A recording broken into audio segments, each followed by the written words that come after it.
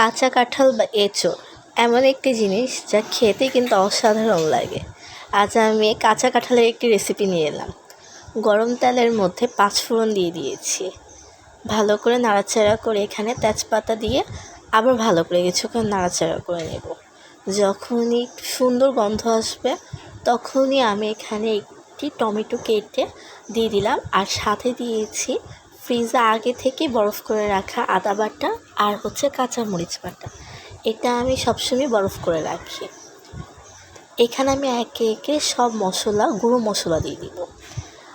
প্রথমে আমি এখানে দিয়ে দিচ্ছি ধনিয়ার গুঁড়ো, তারপরে জিরের গুঁড়ো দিলাম, তারপরে মরিচের গুঁড়ো, হলুদের গুঁড়ো। একে একে সবগুলো মশলা দিয়ে নাড়াচাড়া করে নেব।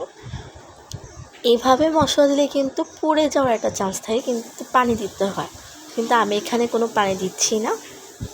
এর কারণ হচ্ছে আমি ফ্রিজ থেকে দিলাম নামিয়ে, আর ওই টমেটো দুইটা থেকেই পানি ছাড়বে, তার জন্য আর এক্সট্রা করে পানি দিলাম। এখানে আমি আগে থেকে ভেজে রাখা, প্রথমে আলু দিয়েছি, আর এখানে আগে থেকে ভাপিয়ে নিয়ে ভেজে হলুদ লবণ দিয়ে ভেজে রাখা কাঁচা কাঁঠালগুলোকে একে একে দিয়ে দিই। এখানে আমি দিয়ে কিছুক্ষণ নাড়াচাড়া করব। এ পর্যায়ে কিন্তু আমি কাঁচামরিচও দিয়েছিলাম। এখানে ভালো করে কাঁচা কাঁঠালটিকে মশলার সাথে কষাতে হবে। যে কোনো তরকারি মশলা কষানোর কাছেই সব কিছু। যত ভালো করে কষানো হবে রান্নার টেস্ট ততই ভালো হবে।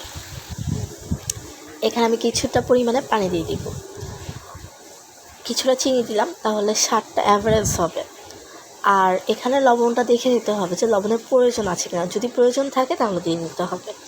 এখানে আমি ভাজা মশলার গুঁড়ো দিয়েছি, দিয়ে আবার কিছুক্ষণ নাড়াচাড়া করে নিব। একটু ভালো করেই নাড়াচাড়া করবো, একটু সিদ্ধ করতে হবে এখানে। তারপরে এই যে আমার রেডি হয়ে গেল কাঁচা কাঁঠাল বা এঁচোড়ের তরকারি।